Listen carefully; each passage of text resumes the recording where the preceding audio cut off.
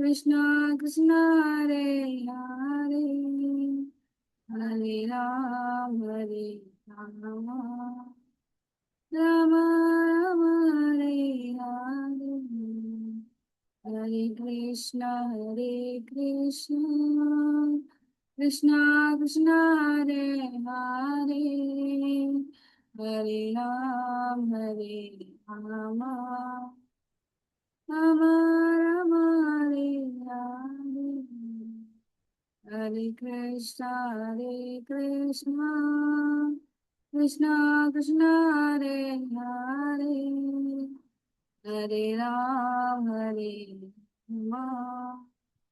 राम राम हरे हरे.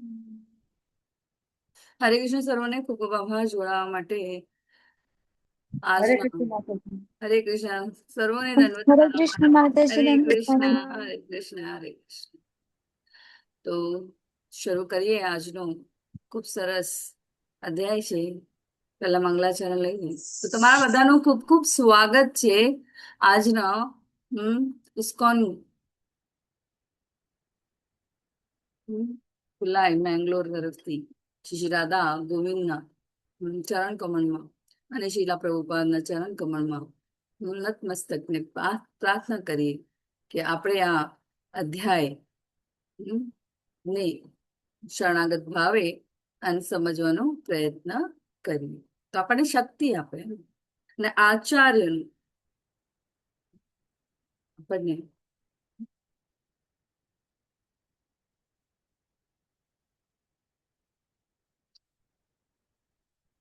આશીર્વાદ સાથે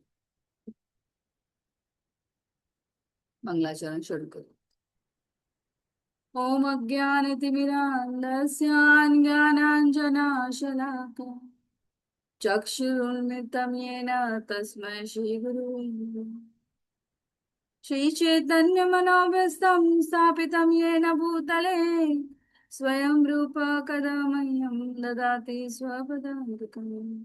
वन्देऽहं श्रीगुरो श्रीयुतपदकमलं श्रीगुरून् वैष्णवांश्च श्रीरूपं साग्रजातां सहगण रघुनाथां वितं तं सजीवं साद्वैतं सावधूतं परिजनसहितं कृष्णचैतन्यदेवं श्रीराधा कृष्णपादां सहगण ललिता श्रीविशाखावतांश्च.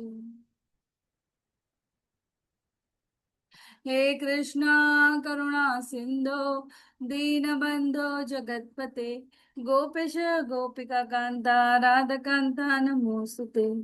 तप्त कांचन गौरांगी श्री राधे वृंदावनेश्वरी वृषभानुसुते देवी प्रणमामि हरिप्रिये.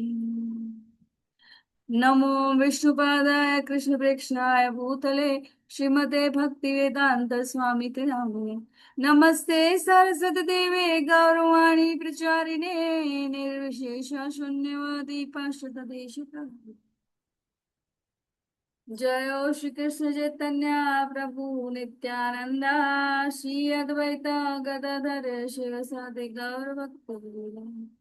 जयो श्री कृष्ण चैतन्य प्रभु नित्यानंद श्री अद्वैत गदाधर शिवसादि गौर भक्तवृंद. जयो श्री कृष्ण चैतन्य प्रभु नित्यानंद श्री अद्वैत गदाधर शिवसादि गौर भक्तवृंद. બધા એક સાથે શરણાગત ભાવ. हरे कृष्णा कृष्णा कृष्ण हरे हरे, हरे हरे राम, हरे राम, राम राम हरे कृष्ण कृष्ण कृष्ण हरे हरे, हरे राम, राम राम हरे हरे. हरे कृष्ण. हरे कृष्ण माताजी. हरे कृष्ण सौने दंडवत प्रणाम.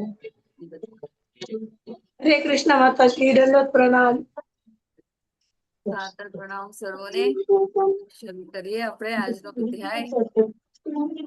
એક જ મિનિટ આપશો.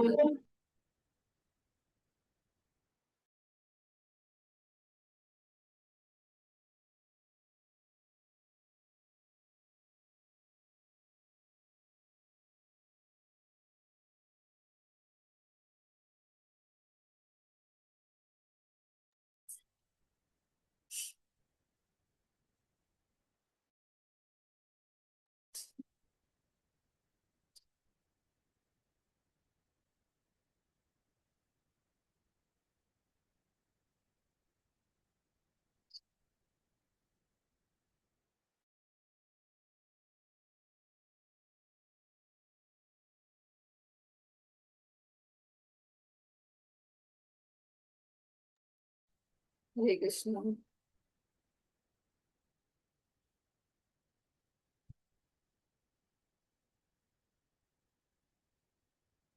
સદ્રાતૈ વિભાગ યોગ, શ્રદ્ધાના વિભાગો. હમ ભગવદ ગીતા અધ્યાય 17, લેવલ 2.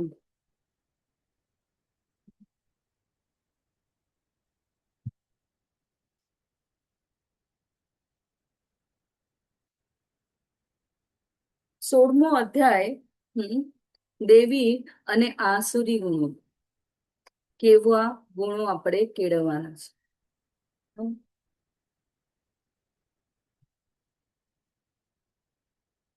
ને અહીંયા 17મા અધ્યાયમાં આપણે શું લઈ રહ્યા છે? શ્રદ્ધાના વિભાગો.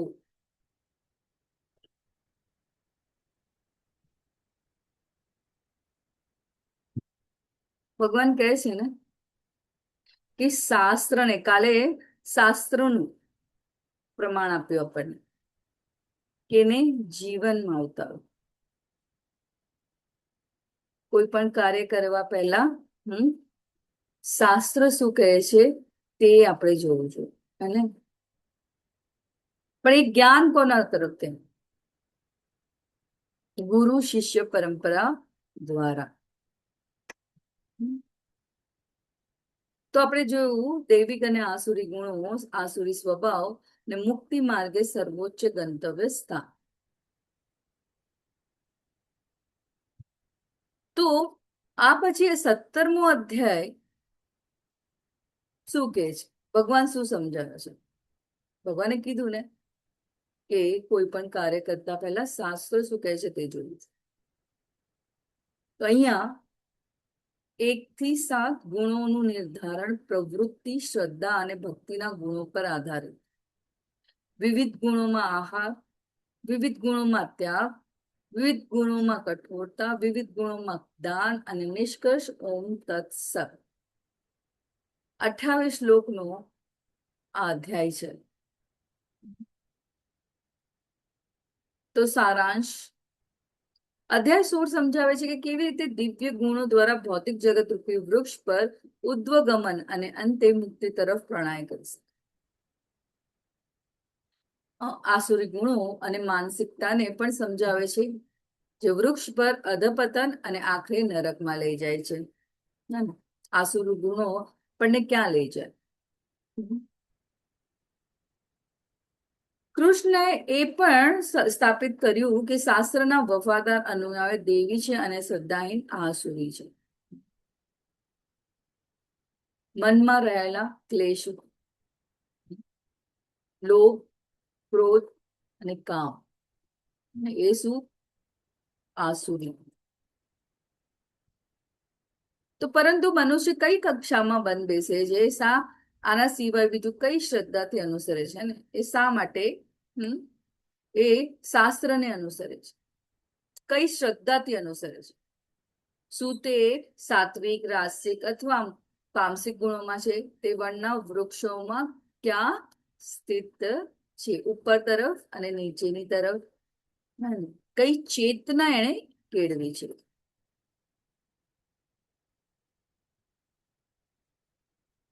ગુણોનું નિર્ધારણ પ્રવૃત્તિ, શ્રદ્ધા અને ભક્તિના ગુણો પર આધારિત. શ્રદ્ધા. પ્રયત્ન કરીએ આપણે કે 2 અધ્યાયોને કનેક્ટ કરવાનું. દેવી અને આસુરી ગુણો વિશે ભગવાને આપણે સમજાવ્યું. આપણે અહીંયા અર્જુન જે પ્રશ્ન પૂછી રહ્યા છે, એમના મનમાં પ્રશ્ન આવે છે કે ઘણા લોકો ભગવાનને માનતા હોય છે, પૂજા પણ કરે છે, પરંતુ તેઓ શાસ્ત્રના બધા નિયમો જાણતા નથી અથવા એને અનુસરતા નથી. તો તેમની સ્થિતિ કઈ છે? તો આ પ્રશ્નથી તમે જોવો છો આ અધ્યાય શરૂ થાય છે. અધ્યાય 16 શું કહે છે? છેલ્લે ભગવાને શું કીધું? શાસ્ત્રનું પાલન કરો. તો અહીંયા અર્જુન પૂછે છે કે જો કોઈ મનુષ્ય શાસ્ત્રોનું પૂર્ણ રીતે પાલન ન કરે પણ શ્રદ્ધાથી પૂજા કરે તો ભગવાન જવાબ આપશે અહીંયા. શું? આગળ જોઈએ. બરાબર. કનેક્ટ કરવાનો પ્રયત્ન કરીએ.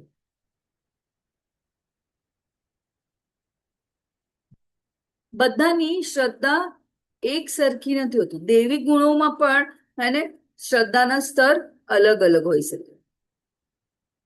બધા લોકોની શ્રદ્ધા સમાન નથી હોતી. બે પ્રકારના લોકો જોયા, દેવી અને આસુરી. ને 17મા અધ્યાયમાં આપણે દેવી ગુણો ધરાવતા માં પણ શ્રદ્ધાના અલગ અલગ પ્રકાર છે. તો એ આપણે અહીંયા સમજીશું. બીજું એક્ઝામ્પલ પણ આપણે લીધા હતા. હે લીધા હતા કે નહીં?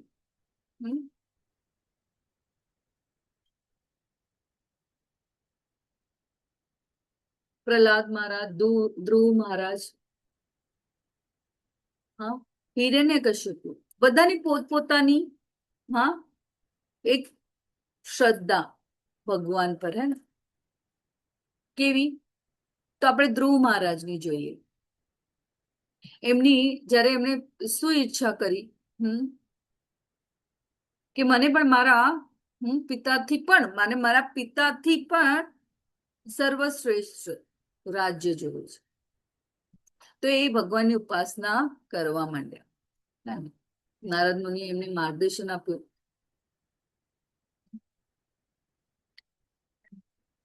તો શ્રદ્ધા શરૂઆતમાં શું હતી? એમની મિશ્ર.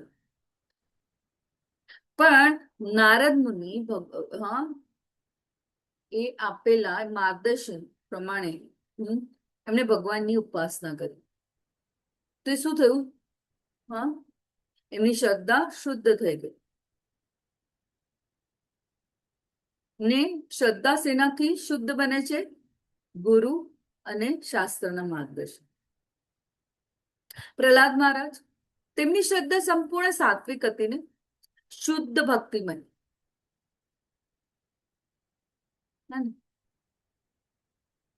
તે સર્વત્ર ભગવાનને જોતા અને એવા લોકો સાથે રહેવા છતાં એમને આપેલા પોતાના પિતા દ્વારા આપેલા ત્રાસથી પણ તમે એ ક્યારે પણ પોતાની શ્રદ્ધા ને શું કીધું કહેવાય ને, ક્યારે ભગવાને કીધું નહીં કે ભગવાન મને મત બચાવી લો. ના, અડગ શ્રદ્ધા હતી, એકદમ શુદ્ધ મનની. ગુરુકુલમાં પણ જયારે એમના ગુરુઓ ના હોય ત્યારે બધા જ જે એમના ગુરુ ભાઈ બહેન હતા એમને શું કરતા? પ્રીચ કરતા કે ભગવાન કોણ છે અને ભગવાનની સર્વોત્તમ પૂર્ણ પુરુષોત્તમ પરમેશ્વર ગ્લોરીફાય કર. એક ભક્ત પોતાના ભગવાનને હંમેશા ગ્લોરીફાય કરે તો એ આનંદ અનુભવે.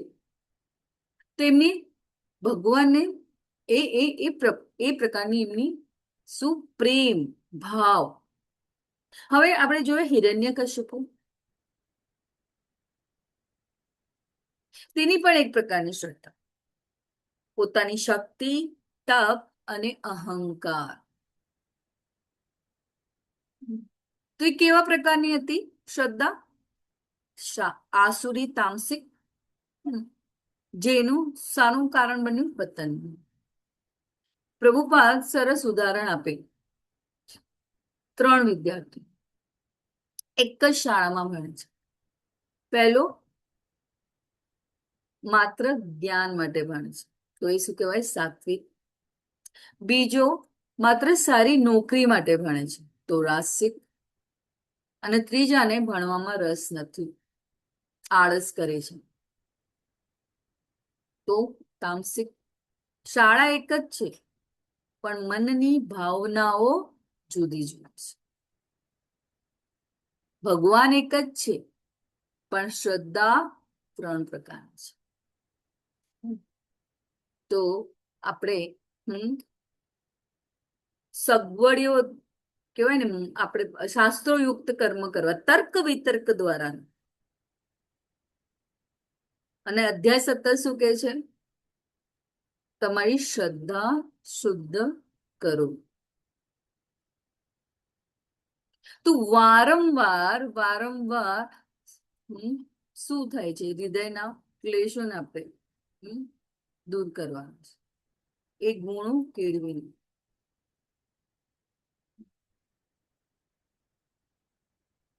અધ્યાય 16 આપણે શીખ્યા કે જીવનમાં શાસ્ત્ર આપણા વાતે શું છે? પ્રૂફ, પ્રમાણ, કે શાસ્ત્રોયુક્ત નીતિ નિયમો પ્રમાણે જીવન જીવવું. અને અહીંયા 17મો અધ્યાય આપણને સમજાવશે કે રજસ, સત્વ, તમસ, એ 3 ગુણો પર આધારિત આપણી શ્રદ્ધા. અને માત્ર શ્રદ્ધા હોવી પૂરતી નથી. તે શ્રદ્ધા ગુરુ, સાધુ અને શાસ્ત્રના માર્ગદર્શનથી, અને એમના માર્ગદર્શન હોય તો શુદ્ધ થાય.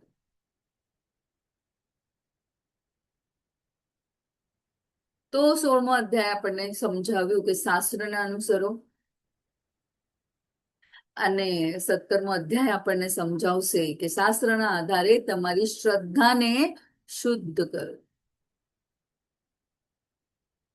તો અર્જુને કહ્યું, હે કૃષ્ણ, જે લોકો શાસ્ત્રોના નિયમોનું પાલન નહીં કરીને પોતાની કલ્પના પ્રમાણે પૂજા કરે છે તેમની સ્થિતિ કઈ છે? તેઓ સત્વગુણી છે, રજોગુણી કે તમોગુણી છે? શાસ્ત્રયુક્ત કર્મ ન કરવું તો આપણે બધા જ જાણે છે ને, કે આપણે એટલું તો ઓવરવ્યુ ખબર છે બધાને, સત્વ, રજ અને તમ શું છે. ને શાસ્ત્રયુક્ત કર્મ ન કરવાથી શું થાય છે એ પણ આપણે જાણીશું. એ ભગવદ્ ગીતાને માર્ગદર્શન કીધું છે કે જીવન કેવી રીતના જીવવું. ये શાસ્ત્ર વિધિ ઉત્સૃજય, જે લોકો શાસ્ત્રના નિયમોને અનુસરતા નથી એવા લોકો વિશે અર્જુન પૂછી રહ્યા છે. ઘણા લોકો છે ને ભગવાનની પૂજા કરવી, આપણે બધા જ જાણીએ છીએ કે આપણે જયારે મંદિર જોઈએ તો અનકોન્શિયસલી કોન્શિયસલી આપણે ભગવાનને યાદ કરીને જતા રહે.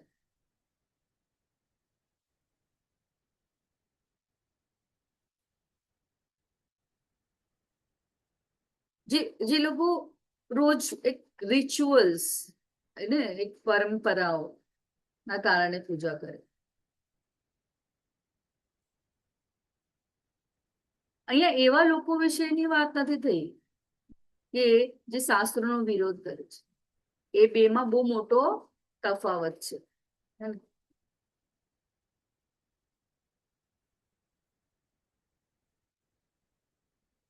શાસ્ત્રોના નિયમોનું પાલન નહીં કર્યું, પોતાની કલ્પના પર. અમુક લોકો કરે પૂજા, દીવો કરવો, ભગવાનને ફૂલ ચડાવવા, એક રિચ્યુઅલ્સ આપણે જોયું છે, આપણા વડીલો પણ કરતા.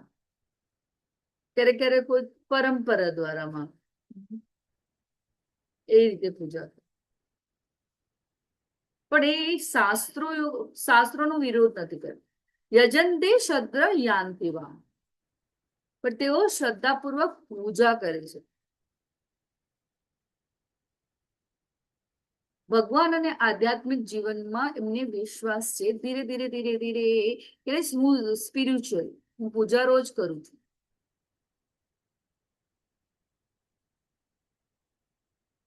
પરંતુ દરેકની શ્રદ્ધા અહીંયા સમાન નથી.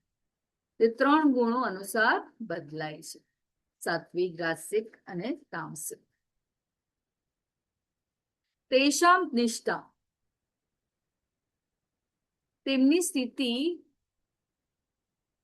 કેવી છે, તેમની ભક્તિનું મૂળ શું છે, તો પૂછે છે ને તેઓ સત્વગુણી છે, રજોગુણી છે કે તમોગુણી. હવે ભગવાન અહીંયા સમજાવશે આપણને આગળ. જો પ્રભુપાદના તાત્પર્ય અનુસાર આપણે સમજવાનો પ્રયત્ન કરીએ તો હા, માત્ર આપણે વિચારતા હોય કે મને શ્રદ્ધા છે ભગવાન પર, એટલું પૂરતું નથી. શ્રદ્ધા કોના આધાર પર છે? શું તે ગુરુ, સાધુ, શાસ્ત્રના આધારથી કે પોતાની મનગમતી માન્યતા અનુસાર? એ પ્રમાણે શ્રદ્ધા કોના આધારે છે? પૂર્ણ પુરુષોત્તમ પરમેશ્વર બોલ્યા. શ્રી ભગવાન વાચ ત્રિવિધા ભવતી શ્રદ્ધા દેહિનામ સા સ્વભાવજા સાત્વકી રાજસી ચેવ તામસી ચેતિ તામ શૃણુ. હવે સાંભળ, શ્રવણ. આજે આપણે લેવલ 1 માંથી લેવલ 2 માં 17 અધ્યાયમાં પહોંચી ગયા. શ્રવણમ ખૂબ જરૂરી છે. શું ભગવાન કહે છે ને સાંભળ.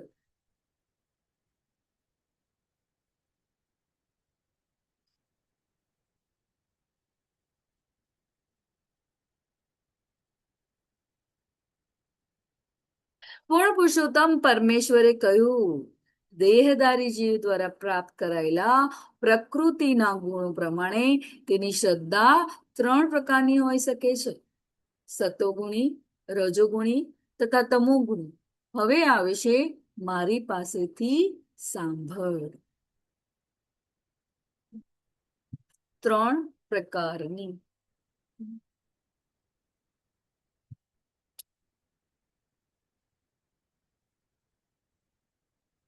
આપણે 3 વિદ્યાર્થીઓનું એક્ઝામ્પલ લીધું. શાળા એક જ છે, એક જ્ઞાન માટે, એક પોતાના માટે, ને કોઈ એકને ત્રીજાને તો એ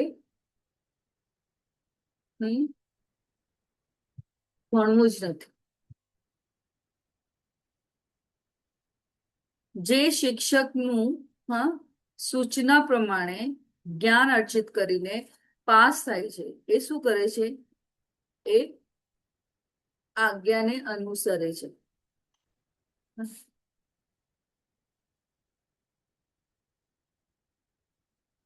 તો એ જ રીતે ભગવાને પણ આપણને 16મા અધ્યાયમાં કીધું શાસ્ત્રોયુક્ત કર્મ. એ ભગવાનની સૂચના છે ને કે કરો. તો અહીંયા અર્જુનને પ્રશ્ન થયો કે બધા જ કરે છે, તો અહીંયા હવે ભગવાન 3 પ્રકારના લોકો વિશે અહીંયા આપણને સમજાવે છે.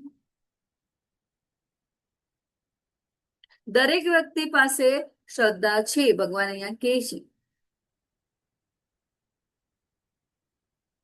તે શ્રદ્ધા કયા ગુણોથી પ્રભાવિત છે એ જરૂર છે.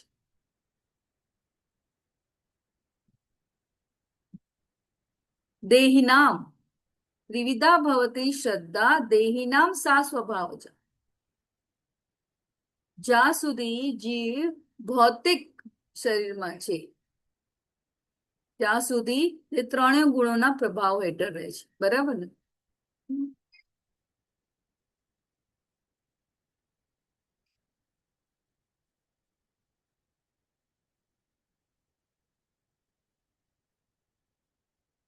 પોતાના સ્વભાવથી ઉત્પન્ન થયેલું સા સ્વભાવજા.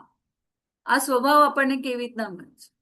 આપણા પૂર્વજન્મ સંસ્કારો, વર્તમાન એટલે પ્રેઝન્ટ નો સંગ, આહાર, વિચાર અને આપણી જીવનશૈલી કેવી છે, આ બધા ફેક્ટરો શું કરે છે? શ્રદ્ધા, આ સ્વભાવ.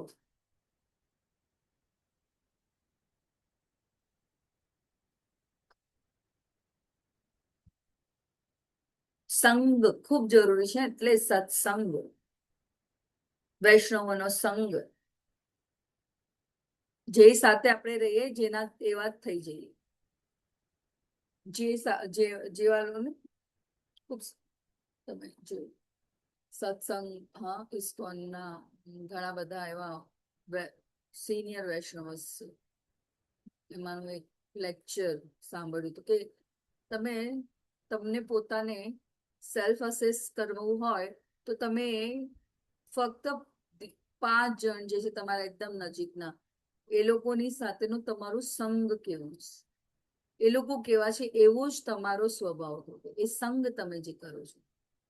ભગવાન પર કેટલું સરસ આપણને જ્ઞાન આપે છે કે સતત મનન અને ચિંતન, વૈષ્ણવ સંઘ, સાધુ શાસ્ત્ર અને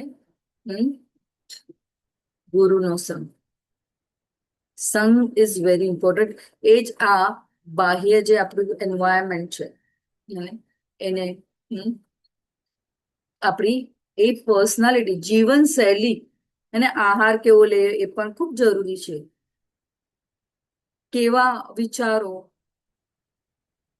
દૈવી ગુણો અને આસુરી ગુણો આપણે જોયા, એ બધું જ. અને એ બધાના કારણે આપણે જીવ વિવિધ યોનિમાં જન્મે છે. અને એવો સંગ પણ શ્રદ્ધાને પણ કેળવે છે. સાત્વિક લોકોનો રસ છે. એવા લક્ષણો ભગવાન આપણને સમજાવશે. સાત્વિક ગુણો એટલે શું? સાત્વિક શ્રદ્ધા એટલે શું? શાસ્ત્રોમાં આપણને રુચિઓ, શુદ્ધ જીવન, ભગવાનનું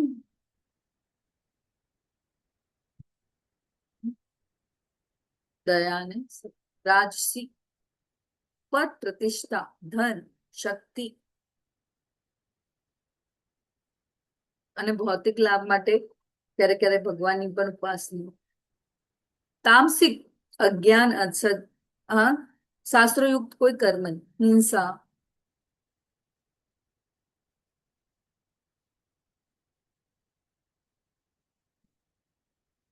શ્રદ્ધા આપણું રિફ્લેક્શન છે આપણા ગુણોનું. પણ ભક્તિ દ્વારા એ બદલાઈ શકે છે. જો ભગવાને કીધું કે કોઈ પણ કેવો પણ અધમ હોય પણ મારું જયારે શરણ ગ્રહણ કરે છે તો એ તમો ગુણથી રજોગુણથી સદોગુણમાં જઈ શકે છે. તો ભક્તિ દ્વારા એ બદલાઈ શકે છે. તો શું કરવું જોઈએ? સત્સંગ, હરિનામ અને શાસ્ત્રની શરણ. તો જે રાજસિક અને તામસિક શ્રદ્ધા પણ એ દ્વારા શુદ્ધ બની શકે છે. હે ભરતપુત્ર, પ્રકૃતિના વિભિન્ન ગુણો હેઠળ મનુષ્યના અસ્તિત્વ પ્રમાણે તે એક વિશેષ પ્રકારની શ્રદ્ધા વિકસિત કરે છે. જીવે સ્વયં અર્જિત કરેલા ગુણો અનુસાર જ તેને વિશેષ શ્રદ્ધાયુક્ત કહેવામાં આવે છે.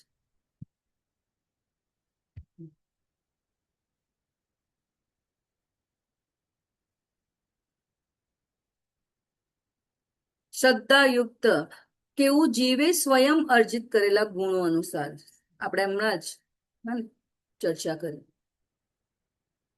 તો સતોગુણી મનુષ્યો દેવોને પૂજે છે, રજોગુણી મનુષ્યો અસુરોની પૂજા કરે છે,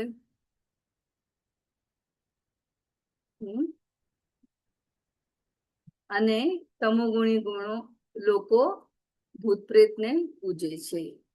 યજંતે સાત્વિકા દેવાન અક્ષર શંસી રાજસા પ્રેતાન ભૂતગણાં શચાન્યે યજંતે તામસા જનાહા. સતુગુણી મનુષ્ય દેવોને પૂજે છે.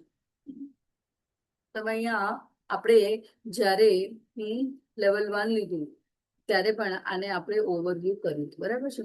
એ સતોગુણી, રજોગુણી અને તમોગુણી કેવા પ્રકારની શ્રદ્ધા કેળવે છે.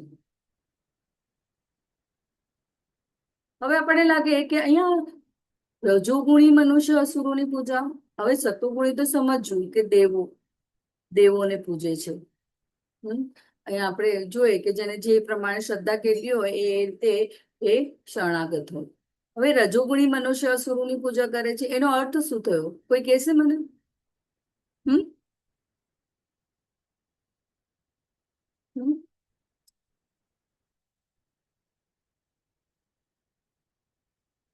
બધા પ્રેઝન્ટ છો ને? છો? સાંભળો છો બધા? હા હા, બધા પ્રેઝન્ટ હા. છે. પ્રશ્ન છે, રજોગુણી હા મનુષ્ય અસુરોની પૂજા કરે છે. હવે તમે અહીંયા જોઈશું, કોઈને યાદ આવતું હોય તો. હમ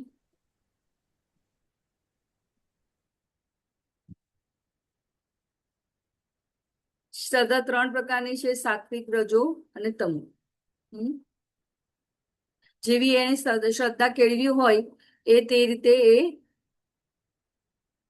એવું એ મનુષ્ય પોતાની, આપણે જોયા કે કયા કયા કારણો એને એમાં મદદ કરે છે, કેવી એની વિચારસરણી અને કેવી એવી જીવનશૈલી છે.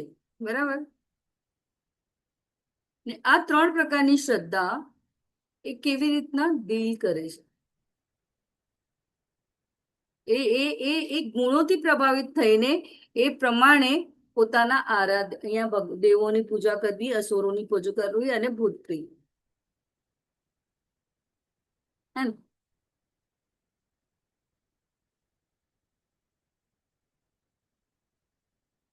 આપણે એક ઉદાહરણ જોયું શરૂઆતમાં, ધ્રુવ મહારાજ રાજ્ય માટે, પછી ભગવાનના દર્શન પછી અને ગુરુના માર્ગદર્શન પછી શું કહેતા, શુદ્ધ ભક્તિ એમને એ જ્ઞાન, એ શ્રદ્ધા, એમણે રાજ્યને કાચના ટુકડા સાથે સરખાવ્યું. હા, અને અમૂલ્ય જે ભગવાનની ભક્તિ એ શુદ્ધ સતોગુણ.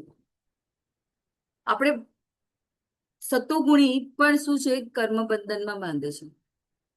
જ્યારે એ વિચારે છે કે હું બધાનું ખરાબ વિચારતો નથી, બધાનું ભલું વિચારું છું, તો એ બી એક અહમ છે. સુખમાં પણ હોવું પણ એ આપણને ક્યારે ક્યારે અહમ, એ ભગવાનથી આપણને દૂર લઈ જાય. મારી પાસે બધું છે, મારે જરૂર નથી. તો આપણે એમ વિચાર, સતોગુણી મનુષ્ય દેવોને પૂછે છે, તો એ રીતે શ્રદ્ધા કેળવી છે બધા. હવે આપણે જોઈએ કે અમુક મનુષ્ય બહુ ખૂબ મોટા ફેન હોય ક્રિકેટરના, હા, બોલિવૂડ સ્ટાર્સના, એવા ઘણા મંદિરો પણ છે ને, પોલિટિશિયન્સના.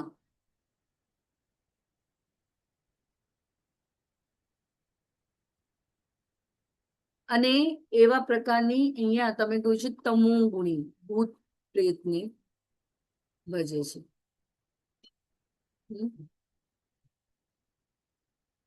અહીંયા શિલા પ્રભુપાદ એમના તાત્પર્યમાં સમજાવે પણ છે કે દેવતાઓનું આપણે શું કરવું જોઈએ? રિસ્પેક્ટ. કારણ કે ભગવાનના એ રિપ્રેઝેન્ટેટિવ છે.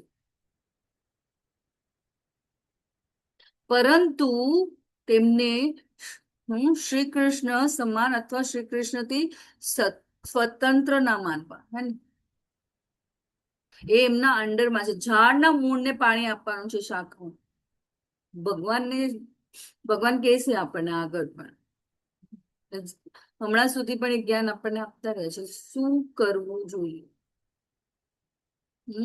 સર્વ યજ્ઞો અને સર્વ ઉપાસના જે આપણે કરીએ છીએ, તપશ્ચર્યા જે કરીએ છીએ, એમનો અંતિમ મૂળ સ્ત્રોત કોણ છે? ભગવાન શ્રી કૃષ્ણ.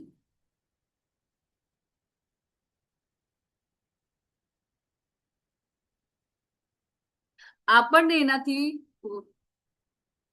તમોગુણથી રજોગુણ, રજોગુણથી સતોગુણ, ને સતોગુણની ઉપર છે શુદ્ધ સતોગુણ. ભગવાન અહીંયા કહે છે કે વ્યક્તિ પોતાની પૂજા અને આંતરિક શ્રદ્ધા જે છે એ 3 ગુણોના આધારે ફોલો કરે છે. બરાબર છે? પણ 3 ગુણોથી પણ ઉપર છે, એ છે શુદ્ધ સતોગુણ. તે શું કરવા પ્રેરે છે? ગુરુ, સાધુ અને શાસ્ત્રના માર્ગદર્શન હેઠળ ભગવાનની નિષ્કામ ભક્તિ, શુદ્ધ ભક્તિ તરફ લઈ જાય છે. તો હવે જુઓ કે તમોગુણી લોકો, આમાં બહુ આપણને ઇન્ટરેસ્ટ હોય કે ભૂત પ્રેત આપણે બધા જ જાણીએ છીએ. તો કેવા પ્રકારના લોકો કેવા લોકોને ભજે છે અને એ શું કરે છે? તો સતોગુણી, રજોગુણી અને તમોગુણી વિશે ભગવાને આપણને અહીંયા જ્ઞાન આપ્યું. ને એમાંથી પણ આપણને ઉપર ઉઠીને શું કેળવવાનો છે? શુદ્ધ સતો ગુણ, જે કર્મ બંધનમાં બાંધતું નથી. અસુર કોને કહેવાય? જે લોકો દંભ તથા અહંકારને તાબે થઈને શાસ્ત્ર વિરુદ્ધ કઠોર તપ તથા વ્રત કરે છે, જેઓ કામ વાસનાના તથા આસક્તિ દ્વારા પ્રેરિત થાય છે. હા, જેઓ મૂર્ખ છે અને જેઓ શરીરના ભૌતિક તત્વોને તથા શરીરમાં રહેલા પરમાત્માને કષ્ટ આપે છે, તેઓ અસુર કહેવાય છે. અહીંયા કોનું ચિત્ર છે? આ કોઈ કહેશે મને? હા, કોણે એવી તપશ્ચર્યા કરી હતી? અને સ્ટાર્ટિંગમાં એના વિશે આપણે ચર્ચા પણ કરી, કેવા પ્રકારનું તપ. હા, રિકલેક્ટ કરો. હમણાં જ ભગવાન આપણને સ્મૃતિ, વિસ્મૃતિ ને જ્ઞાન આપે છે, બરાબર છે? તો સ્મૃતિ છે થોડી, શું છે મેમરી આપણી? કોણ છે આ? કોઈ કહેશે મને? રાવણ. રાવણ. હમ અઘરી છે હરે બધા. માતા, હરે કૃષ્ણ માતાજી. રાવણ નહીં? રાવણે આવી તપસ્યા કરી હતી? હિરણ્યકશિપુ. હમ હિરણ્યકશિપુ. હિરણ્ય કશિપુ. હમ કોઈને બધા શ્યોર છે? 100% લોક કરું? હિરણ્યકશ્યપુ કે રાવણ?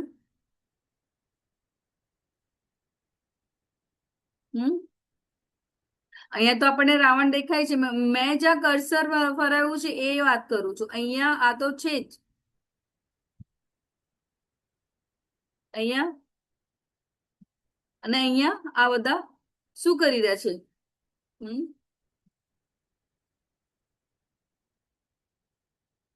તપશ્ચર્યા. બરસાના માટે ને કઈ રીતે પ્રેરિત હોય છે? અહીંયા દંભ તથા અહંકાર, એવા ઘણા સંપ્રદાયો. નોટ જજમેન્ટ, કોઈના માટે કોઈ જજમેન્ટ નહીં, પણ શરીરને ત્રાસ આપીને આજે કળિયુગમાં આ કરવું, ભગવાન કહે છે ને કે પરમાત્માને કષ્ટ આપે છે. અહીંયા આપણે પ્રભુજી બરાબર કીધું. મેં કર્સર અહીંયા ફેરવ્યું એટલે હું પૂછતી હતી. અહીંયા એક એમણે બરાબર કીધું. અહીંયા પણ અહીંયા આ કોણ છે? હજી મને માતાજીએ જવાબ આપ્યો, હિરણ્યકશ્યપુ. 100% શ્યોર? અંતમાં આપણે ફરીથી એને રિવાઇઝ કરીશું. ઓકે, ચાલો. તો અહીંયા જે લોકો દંભ તથા અહંકારને તાબે થઈને શાસ્ત્ર વિરુદ્ધ કઠોર તપ તથા વ્રત કરે છે,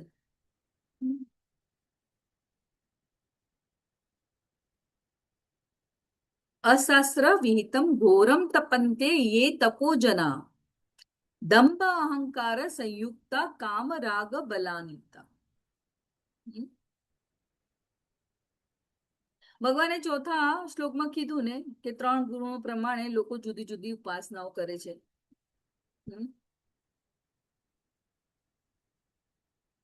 ભગવાન અહીંયા કહી રહ્યા છે કે કેટલાક લોકો ફક્ત દેખાવ, અહંકાર અને દંભ અને અથવા તો શક્તિ મેળવવા માટે તપસ્યા કરે છે.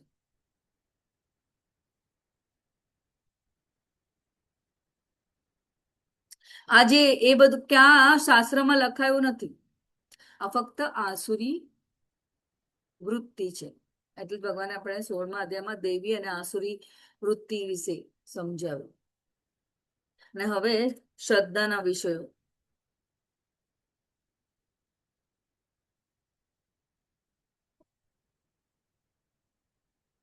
ભગવાનને શરણાગત થઈને તપસ્યા કરવી અને પોતાની સ્વ કેન્દ્રિત સિદ્ધિઓ મેળવવા માટે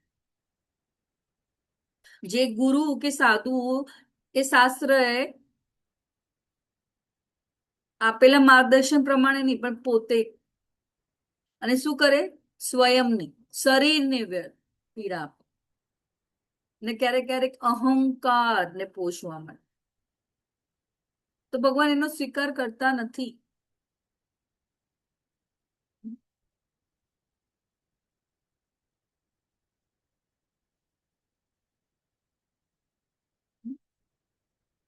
લોકોને બતાવવા માટે તમે જો અહીંયા પણ આ ચિત્રમાં અમારું કર્સર કરી રહ્યું છે આમાં સિદ્ધિ કરી લે, પણ પછી શું એ જોવો છો શું મળે છે?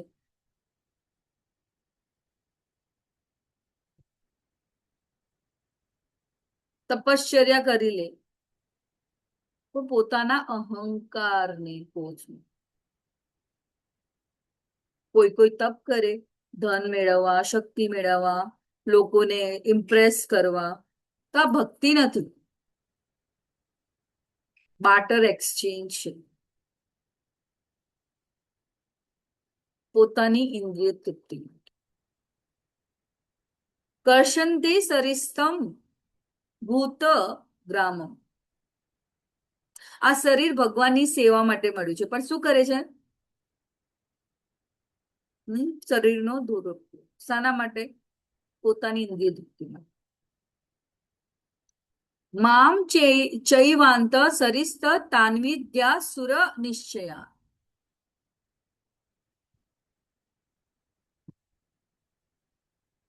શરીરનો દુરુપયોગ કરવો પણ અધર્મ છે, ભગવાનની સેવા માટે છે, પણ આપણે શું કરે છે? પોતાની ઇન્દ્રિય તૃપ્તિ અને અહીંયા પરમાત્માને કષ્ટ આપે છે. મા ચેવ અથ શરીસ્ત આસુરી નિશ્ચય. શરીરમાં રહેલા પરમાત્માને પીડા આપે છે. પરમાત્મા દરેકના હૃદયમાં છે. તો જ્યારે આપણે શરીરનો દુરુપયોગ કરીએ તો ભગવાનનું જે હે ને પરમાત્માને આત્મા સાથે છે ને, તો આપણે એમનો અનાદર કરીએ છીએ. આસુરી નિશ્ચય. આવા લોકો આસુરી સ્વભાવ વાળા છે. ભગવાનની આપેલા માર્ગદર્શન પ્રમાણે નહીં, પણ પોતાની કલ્પના પ્રમાણે.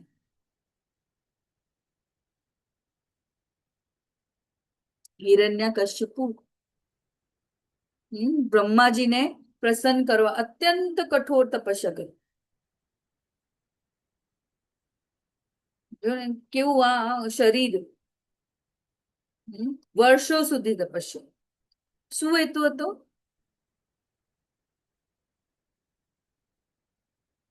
હું ભગવાન છું એવું. તામસિક.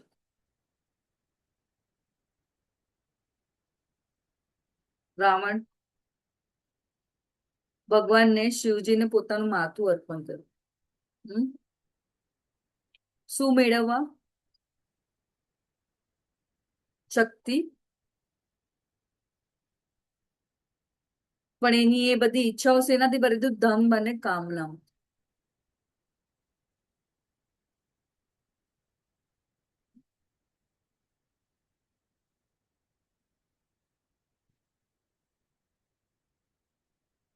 તો અહીંયા ભગવાન કહે છે ને કે જેઓ શરીરના ભૌતિક તત્વોને તથા શરીરમાં રહેલા પરમાત્માને કષ્ટ આપે છે તેઓ અસુર કહેવાય છે. તપસ્યા જરૂરી છે, પણ શાસ્ત્રોયુક્ત કરવી. 4 નિયમોનું પાલન કરવું. કાલે એકાદશી છે, એકાદશીનું પાલન કરવું. મંગળા આરતીમાં આવવું ખૂબ જરૂરી છે. હરિનામ જપ અને સંગ કરવો, સાધુ સંગ અને શાસ્ત્ર.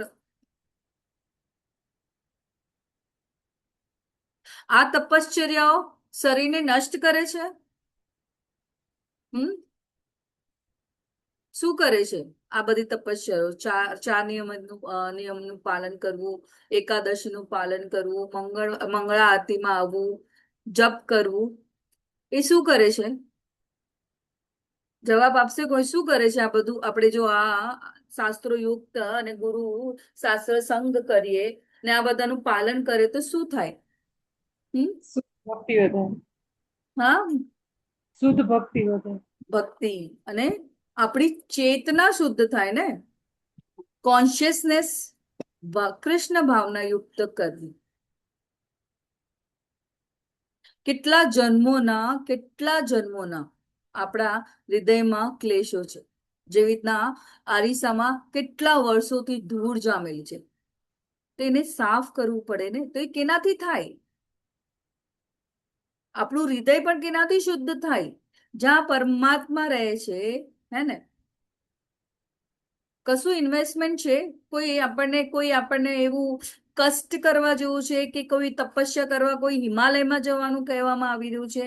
ના, જ્યાં છો ત્યાં. અને આપણે તો કૃતજ્ઞતા ફીલ કરવી જોઈએ કે હિઝ ગ્રેસ નમનીષા દાસ પ્રભુજી અને આપણા ગુજરાતી ગ્રુપમાં બધા જે આપણા સિનિયર વૈષ્ણવોના કૃપાથી આપણે અહીંયા ઘર બેઠા ગીતાના લેવલ 2 ના ક્લાસમાં છે.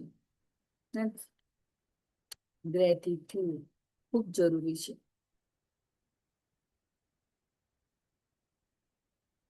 કશું કરવાનું જરૂર નથી. ભગવાન કહે છે રોજ ઉપવાસ પણ નથી કરવાના. 15 દિવસે આવતી એકાદશી, 2 જ એકાદશીનું પાલન કરવાનું, હે ને? એ પણ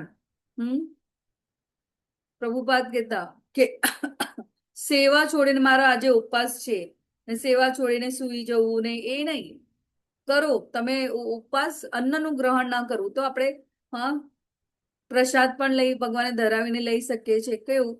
જેમાં અન્ન ન હોય. આપણે બધા એકાદશી પ્રસાદ જાણીએ છીએ શું છે, હે ને?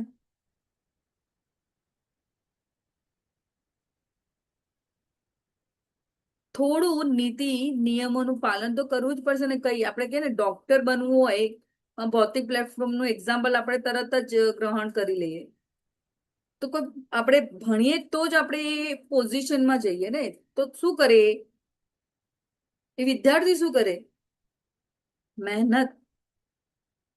તો આમ જ આપણને એન્ટ્રી મળી જશે ગોલોકા ધામમાં. બધું કર્યા વગર. અજામિલ તો એકદમ કે ને એક્ઝામ્પલ છે, દ્રષ્ટાંત છે આપણી પાસે. પણ એ પણ મહાન ભક્ત હતા ભગવાન.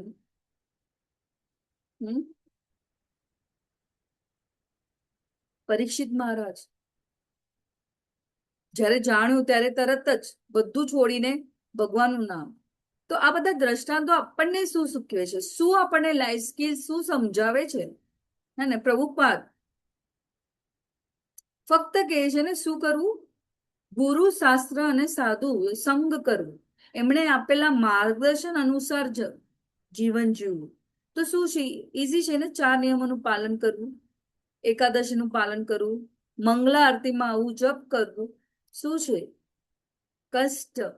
21 દિવસ જો આપણે રોજ, આપણે જો 18 દિવસનો કોર્સ છે આપણો, પછી તરત જ આપણે લેવલ 2 શરૂ થાય. તો 21 દિવસના ઉપર આપણે સતત 36 દિવસનો કોર્સ છે પૂર્ણ રીતે લેવલ 2. તો ધીરે ધીરે જરૂરથી કાલે તો બધાએ જોઈન થવાનું છે. એકાદશી છે, સંપૂર્ણ લાભ લેવાનો છે. આપણી ચેતનાને શુદ્ધ કરવાની છે.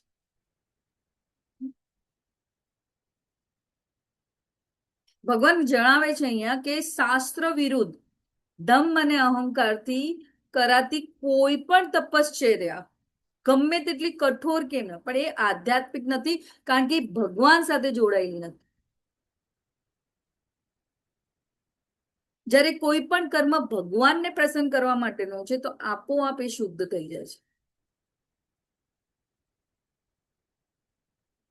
શરીર ભગવાનની સેવા માટેનું છે, માધ્યમ છે, તેને પીડા આપવાની જરૂર નથી.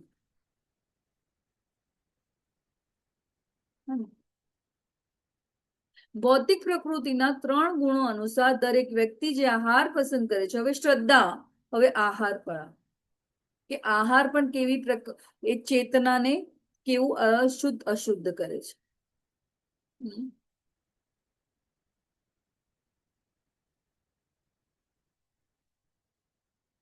તે પણ 3 પ્રકારના હોય છે. યજ્ઞ, તપ અને દાનમાં પણ આવું જ છે. હવે તેમની વચ્ચેના ભેદ વિશે સાંભળ. શ્રદ્ધાના વિષયો, હા, કેવા ગુણો, કેવી શ્રદ્ધા, અને હવે આહાર.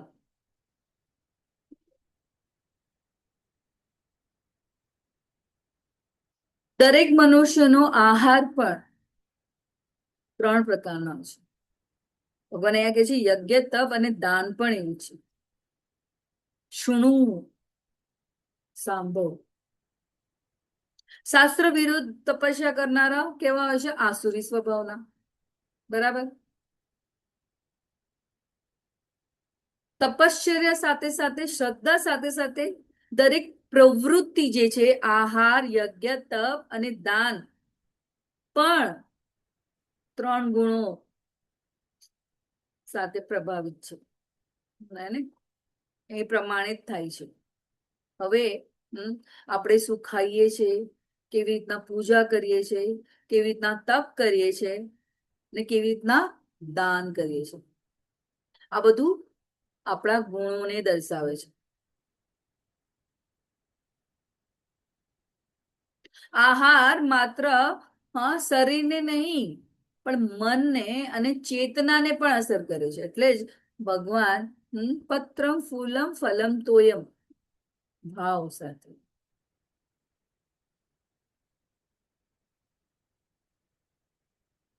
ભગવાને આહાર કેમ પહેલા રાખ્યું? અને એ સર્વાઈવલ છે ને, આ શરીરને પોષવા માટેનું એક માધ્યમ છે ને. શરીર તો આપણને સેવા માટેનું માધ્યમ છે, અને હવે એને એકદમ સ્વસ્થ રાખવું, એટલે જેવું અન્ન એવું મન. તો આહાર શુદ્ધ હોય તો મન પણ શુદ્ધ બને. હે ને? તો અહીંયા ત્રિવિધો ભવતી પ્રિય, ત્રિવિધો ભવતી પ્રિય, દરેકને જે ગમે છે, જે ગમતો, ભવતી પ્રિય, પ્રિય એટલે ગમવું, એ પણ 3 પ્રકારના છે.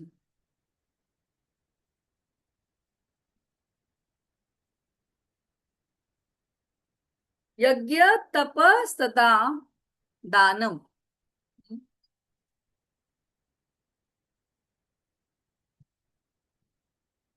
આહાર પર ચર્ચા કરે તો સતુગુણીને કેવું ભાવે? એ કેવું આહાર લે? કોઈ કહેશે મને? કેવું હોય એનું આહાર? તીખું તમતમતું કે અશુદ્ધ, વાસી? સાત્વિક, સાત્વિક અને ફળ ને સાત્વિક. સાત્વિક ગુણવાળું. સાત્વિક ભોજનમાં શું આવે? ડુંગળી, લસણ, ડુંગળી, લસણ, શું? દાળ ભાત શાક રોટલી. પણ હા, ફળ, ફળ, શાકભાજી, લીલા શાકભાજી, દૂધ, પાણી. વાસી ન હોય, જેમાં કડવું ડુંગળી, બહુ ના. લસણ ન હોય. હે ને? બરાબર. એ સાત્વિક, શુદ્ધ. હવે આપણે સેલ્ફ અસેસ કરવાનું છે, કોઈને પૂછવા નથી જવાના. અને આહાર અને એ ભોજન છે ને, ખૂબ જ પર્સનલ વસ્તુ છે બધાની, બહુ જ કે એકદમ કોઈને આપણે કઈ કહીએ ને આહારના વિશે, આની નહીં તેની, it is very very personal. એટલે સેલ્ફ અસેસ કરો પોતાને. અહીંયા કોઈ કોઈને જજ નથી કરવાનું કે કોઈ એમ નથી પૂછવાનું કે ભાઈ તમે કેવા પ્રકારનો આહાર લો છો. પણ અહીંયા ભગવાને આપેલા જ્ઞાન પ્રમાણે આપણે અહીંયા ચર્ચા કરી રહ્યા છે કે સાત્વિક વ્યક્તિને કેવું ભોજન ગમે, રાસિક વ્યક્તિ ખૂબ તીખું ખાટું, હા હે ને, એવા પ્રકારનું. અને તામસિક વ્યક્તિ કેવું પણ મળે, ગમે તેવું, અશુદ્ધ, કેટલા દિવસનું, એ આરોગ્ય. યજ્ઞ પણ 3 પ્રકારના છે, તપ પણ 3 પ્રકારના છે, દાન પણ 3.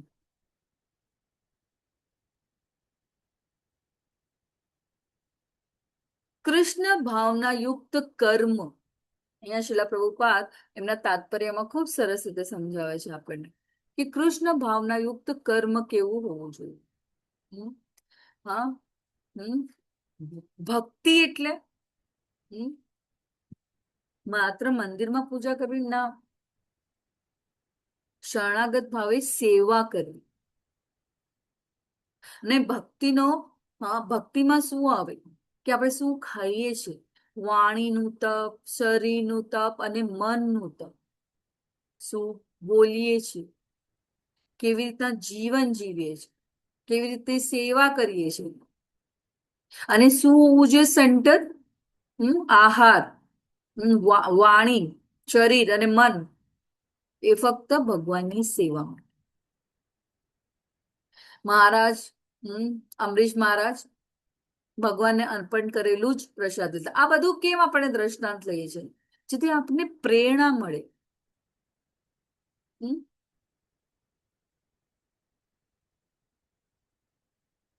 અને શુદ્ધ ચેતના શું થાય, શુદ્ધ ચેતના કેવી રીતના આપણે કેળવી શકીએ, શુદ્ધ આહાર,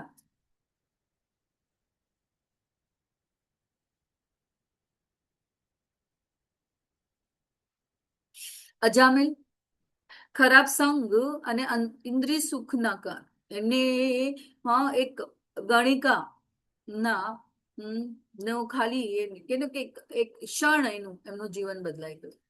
કેવું જીવન જીવા લાગ્યા, તામસિક. આહાર પણ એવું જ. પણ જેમ એમણે હરિનામનું શરણ લીધું, જીવન પૂરું બદલાઈ ગયું. બરાબર. તો સેલ્ફ અસેસ કરો થોડું. આટલું આપણે જ્ઞાન ફક્ત જ્ઞાન યોગમાં જ્ઞાન મેળવીને નહીં, ભગવાને કીધું છે આપણને એને ઉતારવું, એ જ બુદ્ધિમાની છે.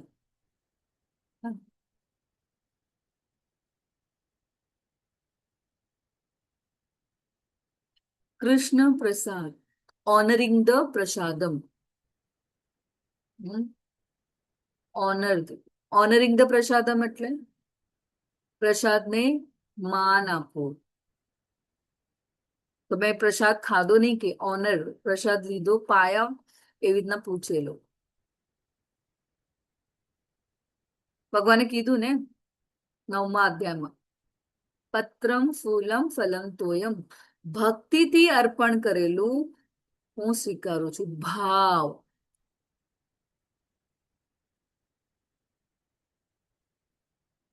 કૃષ્ણ પ્રસાદ, તો પ્રસાદ કેવું હોય, શુદ્ધ ને. ભગવાને ભોગ ધરાયા પછી એ પ્રસાદ બને, અને એ આપણે જ્યારે લઈએ તો એ શું કરે, હૃદય અને મનને શુદ્ધ કરે છે.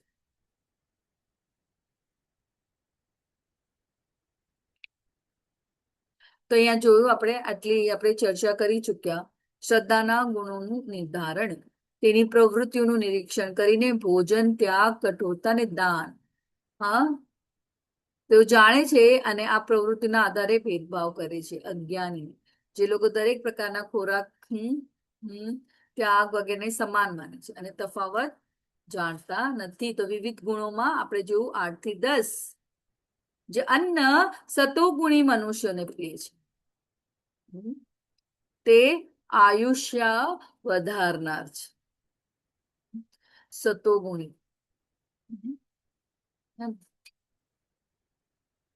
જીવન શુદ્ધ કરનાર અને બળ શ્વાસ સુખ તથા તૃપ્તિ આપનારો છે. આવું અન્ન રસયુક્ત સ્નિગ્ધ પોષણ કરનારું તથા હૃદયને ભાવે એવો છે. આ વસ્તુ જે હૃદયને ભાવે એવો છે. હૃદયમાં કોણ રહે છે આપણા? હમ પરમાત્મા પરમેશ્વર. હે ને? તો એમને ગમે એવું. તો આહાર બહુ જ જરૂરી છે અને આપણે ક્યાંથી કોના પાસેથી હા એ પ્રસાદ મેળવીએ એ પણ ખૂબ જરૂરી છે. એની ચેતના કેવી છે એટલે ને આપણે તો ગુજરાતીઓનું માટે બહુ પર્સનલ વસ્તુ છે કે આપણે સેટરડે સન્ડે એટલે બાર, હે ને? It is very personal, not a judgmental. આપણે કોઈના માટે જજ નથી કરવાનું, પણ ઇટ ઇઝ એવું કેળવ્યું છે ને આપણે અહીંયાનું. આ પહેલા તો આપણે જ્યાં પણ ફરવા જઈએ તો કેવી તૈયારીઓ કરે? પહેલા પૂછવામાં આવે કે ત્યાંનું જમવાનું કેવું છે, સ્પેશિયલ શું છે. એવી તૈયારી આપણે ભગવાનના ધામ જવા માટે પણ કરવાની છે. જેવી તૈયારી આપણે હે ને બહારગામ જવા માટે પહેલેથી બધું બુક કરી લઈએ એડવાન્સમાં, હા, અને પછી તૈયારીઓ પણ એવી જ કરીએ. તો ભગવાનના ધામ જવા માટે પણ આપણે એવું જ કંઈ કરવાનું છે. તૈયારીઓ, એવા ગુણો, એવું સંગ. આ યાત્રા છે જીવન. અને આ જે શરીર જે માધ્યમ છે ભગવાનની સેવા માટેનું, એને આપણે એવી ચેતના, એવા ભાવ ભગવાનને અર્પણ કરવાનું છે.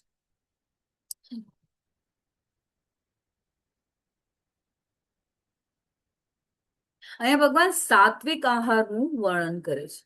એ તેવું કેવું છે? આયુ વધારનાર. શરીરના ભોગ માટે નહીં, પણ આ શરીરને આપણે ભગવાનની સેવા માટે કરવું છે. મનને પણ શાંત અને શુદ્ધ બનાવે છે. તો આ શુદ્ધ ભોજન લેવાથી આપણું મન કેવું રહે? જપમાં લાગે, સકીર્તન માટે, હે ને? એ તમે આપણે બધાએ જ એ પરિવર્તન જરૂરથી કર્યો હશે. જે બધા હરિભક્તો ભગવાનને ને ભોગ બનાવીને પ્રસાદ, આઈ હોપ બધા આપણા જે નવા હરિભક્તો છે એમણે શરૂઆત કરી દીધી છે. અને હેન્ડ રેઝ કરો કે કોણ કોણ ભગવાનને હા પ્રસાદ ભોગ ધરાવીને પ્રસાદ લે છે. હરિબોલ સીમા માતાજીનો હેન્ડ રેઝ છે. હા, ધાર્મી માતાજી, હા, બધા જ ધર્મેન્દ્ર પ્રભુજી, હરિબોલ. હા,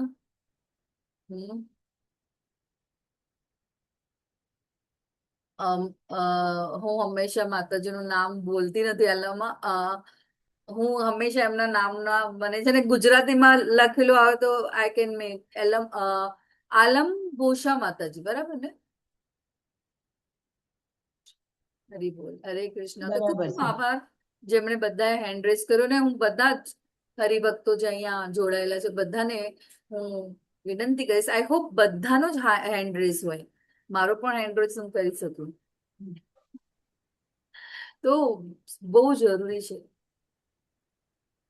બળ અને આરોગ્ય. ભગવાનની સેવા માટે શરીર મજબૂત હોવું જોઈએ ને.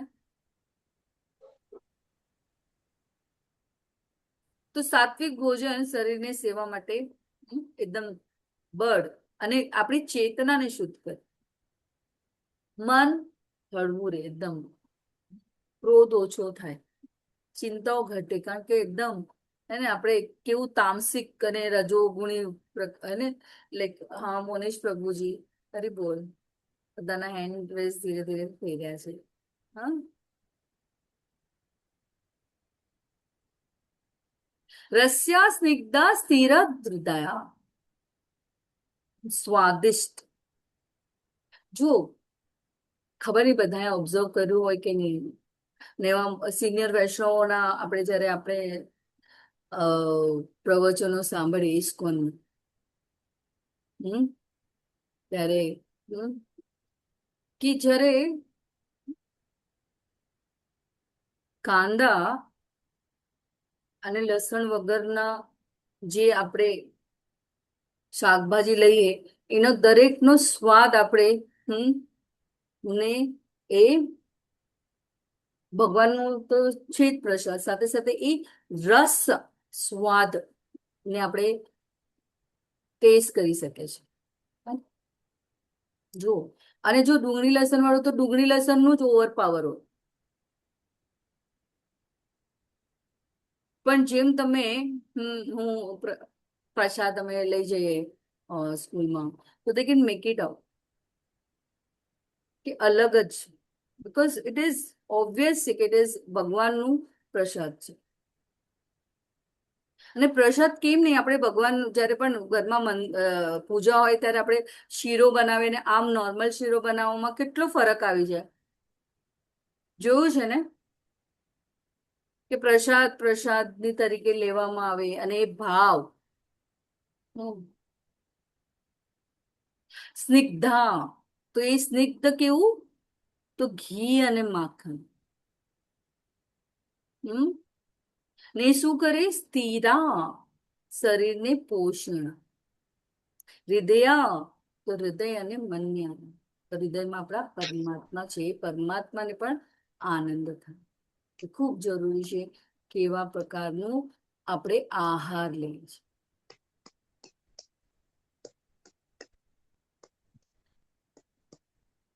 વૈષ્ણવો માટે સૌથી ઉત્તમ આહાર જે છે એ શું છે, કૃષ્ણ પ્રસાદ, જે પ્રેમથી ભગવાનને અર્પણ કરવામાં આવે છે.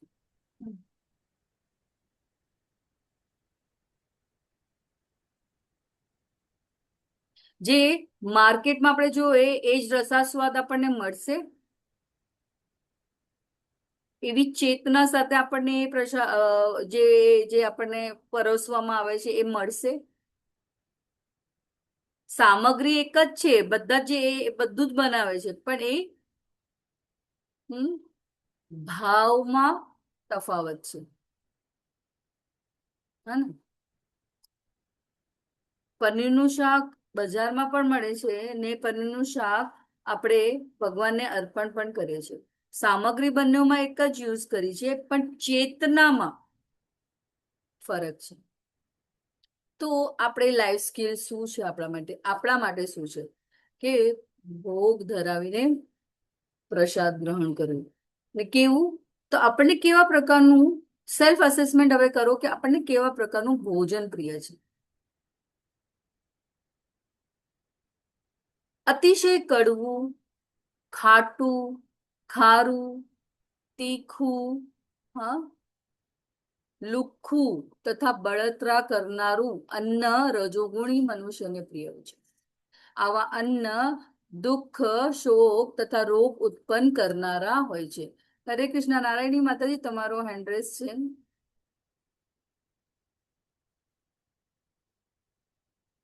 માતાજી પહેલાનો હતો, સોરી. હા, હરી બોલ. હા, મને એવું લાગ્યું કે હમણાં. હરે કૃષ્ણ. અતિશય કડવું,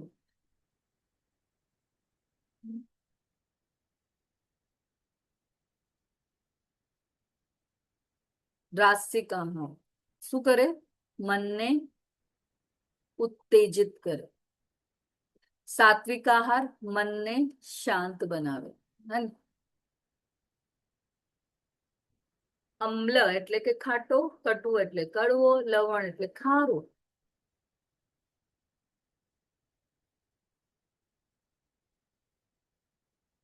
જે ફક્ત જીભના સ્વાદ માટે બને એ શું છે, રાસિક.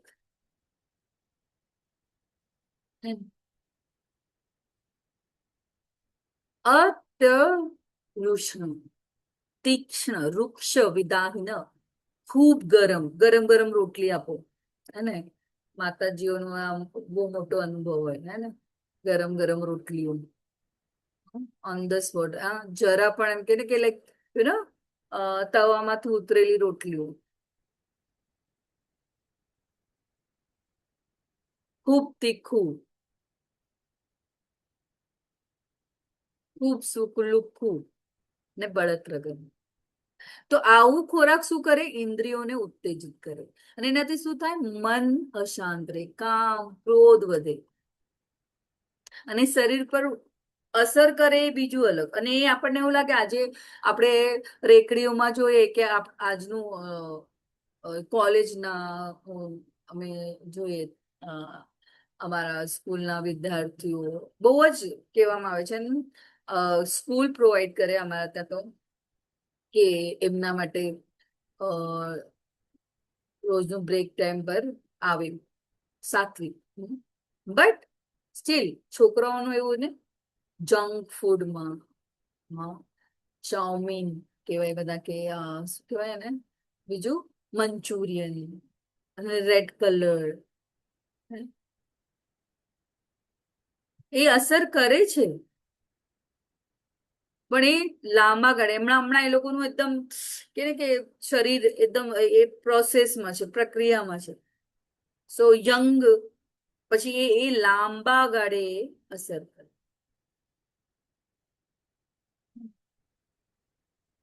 તો આ ખોરાક લેવાથી શું થાય? ઇન્દ્રિયો ઉત્તેજિત, મન અશાંત, કામ ક્રોધ વધે ને એની અસર પણ મળે, જરૂરથી પડે છે. રાજસ્ય ઇષ્ટા, એવા લોકોને, કેવા લોકોને? રાજસિક વધુ.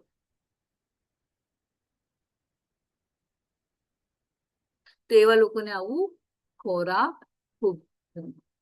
તો એનાથી શું થાય?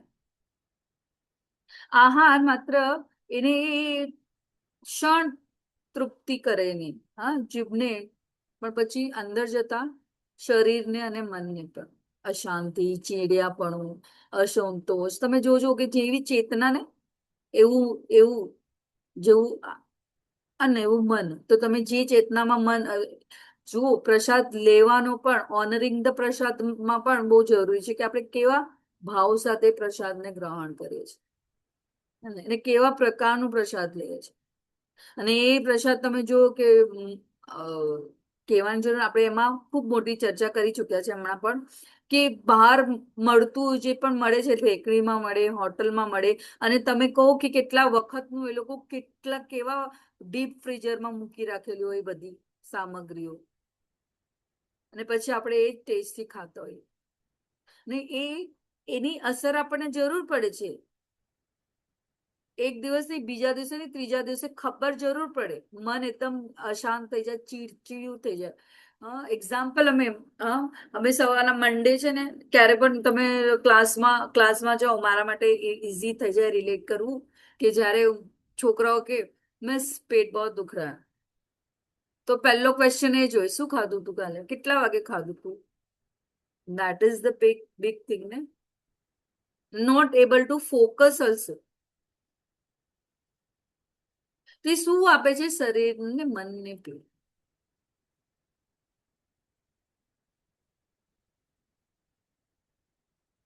તો ભોજન ઇન્દ્રિય સુખ માટે નહીં, ભગવાનની, શરીરને યોગ્ય રાખવા માટે, કે એ ભગવાનની સેવા માટે, હા, એને આપણે શું કરીએ? ઉપયોગમાં લઈ શકીએ. ખોરાકનો હેતુ જીભને ઇન્દ્રિય તૃપ્તિ કરવા માટેનો નથી. તો જે ઇન્દ્રિય તૃપ્તિ માટે કરે છે એ રાજસિક વૃત્તિને વધારે છે.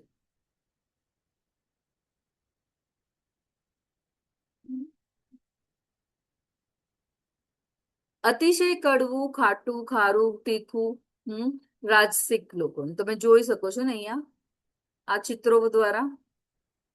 ચીટોસ, પડીકા કહેવાય બધા, પડીકા. મેં આ નવો શબ્દ એક્સપ્લોર કર્યો, પડીકા.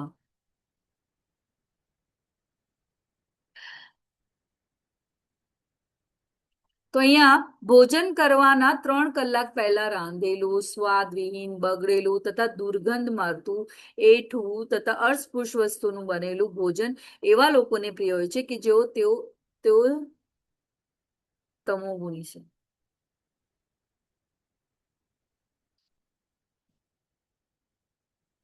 ચીઝ, તમોગુણીને કેવું ગમે? હવે વાઇન કેટલા જેટલી જૂની એટલું રેટ પણ વધારે. તો જુઓ ને ભૌતિક પ્લેટફોર્મમાં કેટલું બધું પૈસા હોય, યુ કેન જસ્ટ ઇન્દ્રિય તૃપ્તિનું સાધન. ને એ શું કરે? કઈ માનસિકતા કેળવે? આસુરી. ને એ કેવા પ્રકારનું ભોજન પસંદ કરે? તો આવું સ્વાદવિહીન, બગડેલું તથા દુર્ગંધ મારતું. તથા અસ્પૃશ્ય. અસ્પૃશ્ય એટલે આપણે આ ચર્ચા કરી ચુક્યા છે લેવલ 1. કોઈને યાદ આવે છે? કોઈ મતલબ નાયા ધોયા વગર બનાવ્યું હોય અથવા તો એના મનમાં કોઈ કયા વિચારથી બનાવ્યું છે, કઈ શ્રદ્ધાથી બનાવ્યું છે. મતલબ આપણે રસોઈ કરતા હોય તો કીર્તન કે ભજન ધૂન વગાડતા રસોઈ કરતા હોય છે. એના અસ્પૃશ્ય. તો માતાજી, એ તો આપણી બાહ્ય અને આંતરિક ચેતના પ્રમાણેનું કીધું, પણ અહીંયા લખ્યું છે અસ્પૃશ્ય વસ્તુ. એટલે શું? એટલે માતાજી જે આપણે નથી ખાતા એ વસ્તુઓ છે.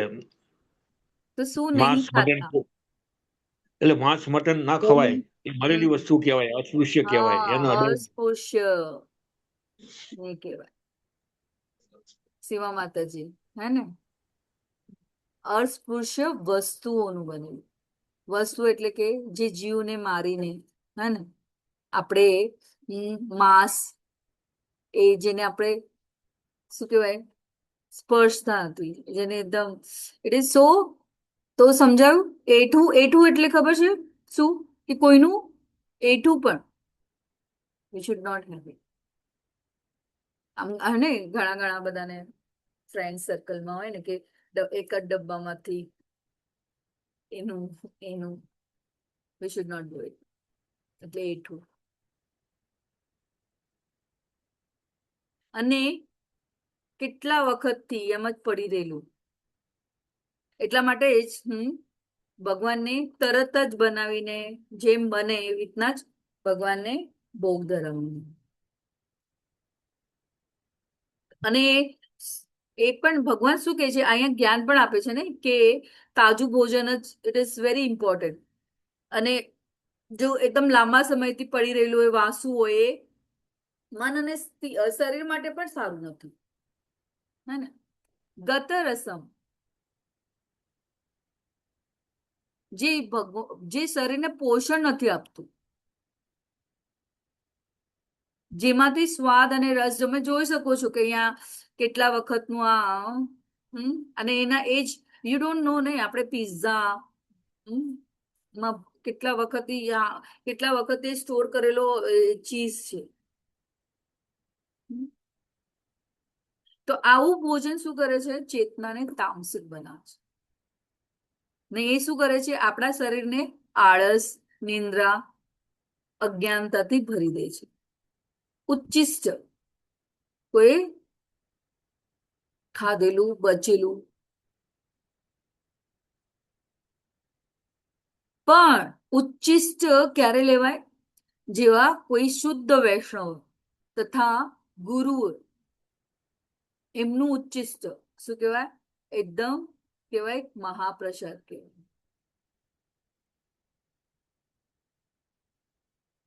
એમનું ઉચ્ચિષ્ટ લેવાથી એ ક્યારે તામસિક નથી બધું. એ ભગવાનનું મહાભાગવતોનું મહાપ્રસાદ છે. એટલે એક આ વસ્તુ ઉચ્ચિષ્ટ લેવું એટલે કે વૈષ્ણવોનું ઉચ્ચિષ્ટ લેવું, ગુરુઓનું ઉચ્ચિષ્ટ લેવું.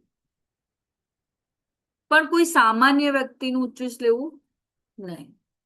તમને ખબર નથી કે એની ચેતના એ કેવું. અને સૂચિ વેરી ઇમ્પોર્ટન્ટ. આપણે બાહ્ય અને આંતરિક સૂચિ કેટલી છે એનામાં. તો ક્યારે પણ આપણા પોતાના બાળકોનું ઉચ્ચિષ્ટ ના લેવું. એઠું પાણી, કોઈને આદત હોય ને એક પાણી પીધું હોય તો એ બી એ જ પાણી, નો, બિગ નો. શાસ્ત્રો યુક્ત ભગવાન આપેલા જ્ઞાન પ્રમાણે, નિયમો પ્રમાણે જીવન જીવવું. અને ભગવાન અહીંયા આપણને બધું જ જ્ઞાન આપે છે, આહારથી લઈને એકદમ ડીપ જ્ઞાન યોગ. એટલા માટે તેને જ્ઞાન યોગ. તો જેમાં આહાર તેવું મન ને એવું મન તેવી આપણે ભક્તિ વિકસિત કરવી. તો યજ્ઞ, હવે આહાર આપણે એટલા વિશે, આહાર વિશે, હવે યજ્ઞ વિશે. તો યજ્ઞનો આપણે જલ્દી જલ્દી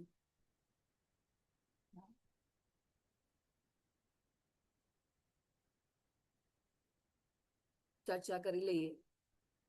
તો આહારમાં આપણે શું સમજ્યા કે ભગવાનનું પ્રસાદ ગ્રહણ કરવું, શુદ્ધ અને તાજું એકદમ બનાવેલું ભોજન ગ્રહણ કરવું, હે ને, અને એ ભોજન ભગવાને ભાવથી અર્પણ કરવું.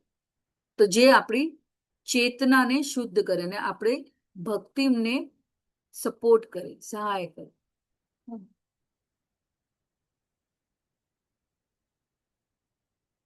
તો યજ્ઞ, જે યજ્ઞ શાસ્ત્રોયુક્ત વિધિ પ્રમાણે કર્તવ્ય સમજીને ફળની આકાંક્ષા નહીં રાખનારા લોકો દ્વારા કરવામાં આવે છે તે સાત્વિક હોય છે. કર્તવ્ય સમજીને સાત્વિક.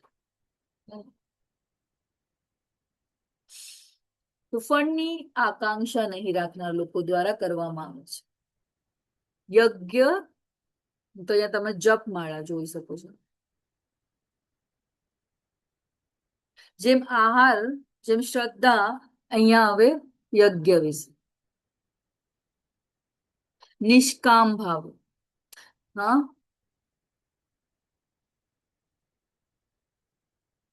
ધન માટે નહીં, સ્વર્ગ જવા માટે નહીં, કે પદ પદવી મેળવવા માટે નહીં, પણ ફક્ત ને ફક્ત જે પણ યજ્ઞ કરે શાસ્ત્રોયુક્ત વિધિ પ્રમાણે ભગવાનને પ્રસન્ન કરે. એટલે જ ભગવાન કહે છે ને કે જે તમે કરો એ મને અર્પણ કરો, વિધિ શાસ્ત્રોના નિયમો પ્રમાણે. સાચો યજ્ઞ શું છે? મનથી નહીં, ગુરુના માર્ગદર્શનથી શાસ્ત્ર પ્રમાણે ને ભગવાનની પ્રસન્ન માટે. એટલે ચૈતન્ય મહાપ્રભુ 550 વર્ષ પહેલા આવીને કળિયુગમાં આપણે શું કરી શકીએ? તો જપ યજ્ઞ. ને કેવી રીતના? તો ગુરુના માર્ગદર્શન બહુ જરૂરી છે. કડી ને કહે છે યષ્ટમેવ વેતિ, આ કરવું જ જોઈએ, જોઈએ. It is our responsibility. મન સમાધાન, સ્થિર મન, તે સાત્વિક હોય છે. તો કોઈ અપેક્ષા વગરનું ફક્ત ને મોટો મહાયજ્ઞ જે છે આપણા માટે, મહામંત્રનું સંકીર્તન.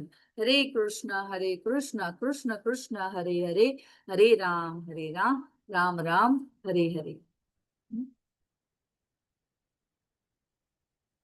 તો શુદ્ધ સત્વગુણ, શુદ્ધ ભક્તિ, શુદ્ધ ડિવોશનલ સર્વ.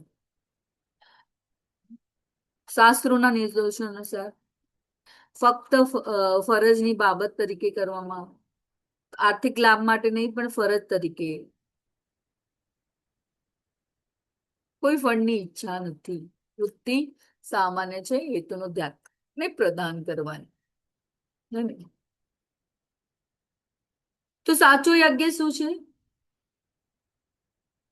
જે ભગવાનની પ્રસન્નતા કરવા માટે. પરંતુ એ ભરત શ્રેષ્ઠ જે યજ્ઞ અમુક દુન્વયી લાભ માટે કે ગર્વ ખાતર કરવામાં આવે તો તેને તું રજોગુણી જા. પોતાની ઇન્દ્રિય તૃપ્તિ માટે કરવામાં આવેલું યજ્ઞ. ભગવાન કહે છે દેખાડો, હે ને. અમુક લોકો આપણે કે દુન્વયી લાભ, અમુક લોકો બહુ ફળ મેળવવાની ઈચ્છા, મને ધન મળે, મારો વ્યવસાય સફળ થાય, કોઈ મારું નામ થાય. તો એ શું છે? ભગવાન સાથેનો આપણે શું કરી રહ્યા છે? કઈ મેળવવાની ઈચ્છા, એ શું છે? રજોગુણ. દેખાડો,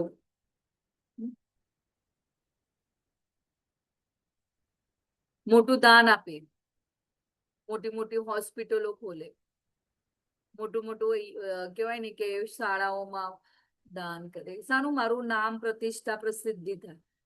પણ એમાં એવું કૃષ્ણને પ્રસન્નતા ને પોતાની પ્રસન્નતા માટે, એ શું કહેવાય? દેખાડો, ફક્ત દેખાડો.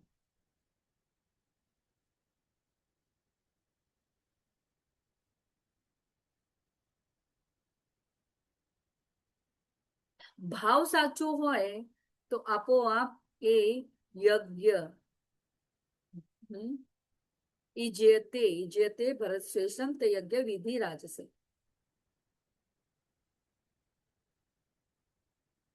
શાસ્ત્ર પ્રમાણે યજ્ઞ થાય, પણ ભાવ ખોટો હોય તો આપોઆપ એનું ફળ પણ બદલાઈ જાય.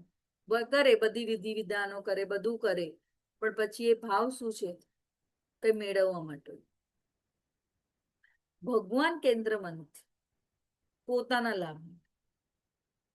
અને ભગવાન હંમેશા ભક્તોનો ભાવ જુએ કે કોના માટે છે.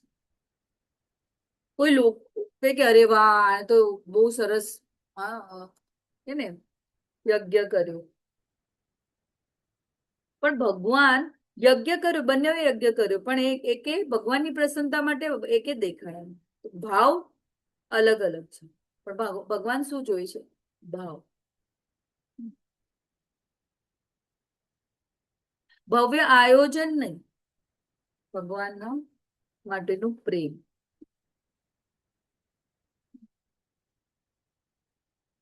જે યજ્ઞ શાસ્ત્રો નિર્દોષોની ઉપેક્ષા કરીને પ્રસાદ વેચ્યા વિના, વેદ મંત્રોના ઉચ્ચારણ વગર, પુરોહિતોને દક્ષિણા આપ્યા વિના અને શ્રદ્ધા વગર કરવામાં આવે તે તામસી યજ્ઞ કહેવાય છે.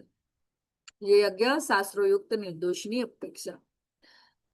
ભૌતિક પ્લેટફોર્મમાં ને આજનામાં આપણે લગ્નમાં થતા યજ્ઞો ક્યારેક ક્યારેક તો આપણે જોઈએ કે એ પણ નથી હોતું. 5-10 મિનિટનું ખાલી એક બોલ પુણ્ય વચન જેવું કે અને પછી ડન. એ મુહૂર્ત સાચવવું અને પછી ડન. ક્યારેક હમણાં તો આપણે કે શ્રાદ્ધ કરવા માટે પણ એક મને આપણી સગવડતા પ્રમાણે, બધા સગવડતા પ્રમાણે, અને એવા કોઈ બ્રાહ્મણોને પણ આપણે પુરોહિતોને પણ બોલાવીએ તો શું હોય એમના મોઢામાં? માવો અને પછી એ લોકો મંત્રો. તો કેવી શુદ્ધિ, કેવી સૂચિ, આંતરિક પણ નહીં ને બાહ્ય પણ નહીં. કેવા પ્રકારનું યજ્ઞ? હા, તો જે યજ્ઞ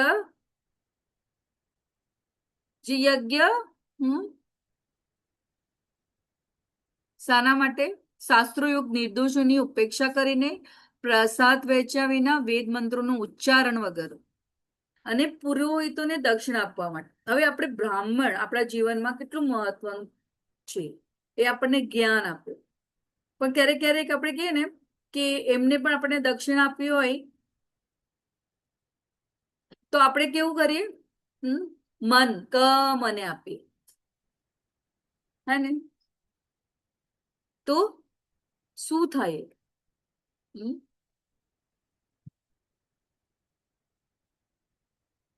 મને આપેલું દાન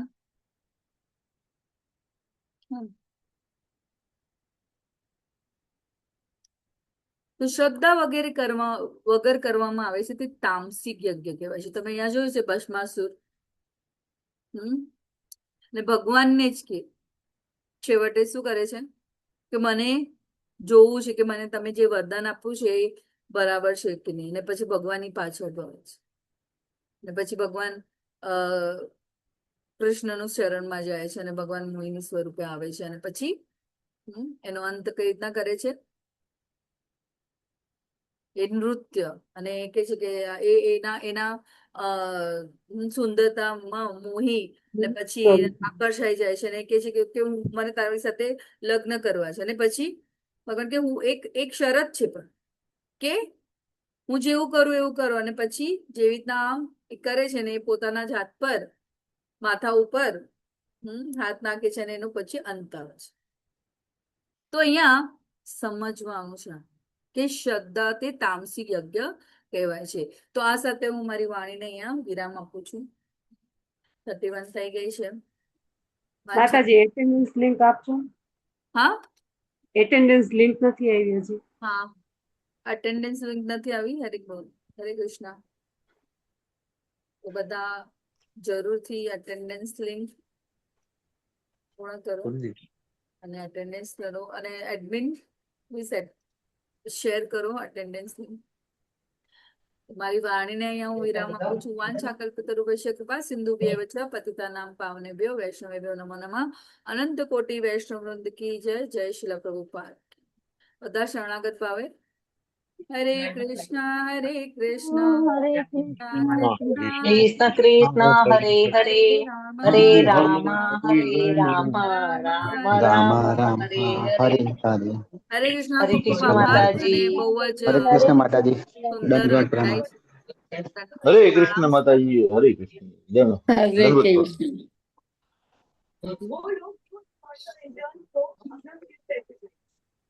અટેન્ડન્સ લિંક મુકાઈ ગઈ છે. પ્લીઝ હા અટેન્ડન્સ. માતાજી 2 વાર મોકલી છે માતાજી. હા, જરા બધાનું કદાચ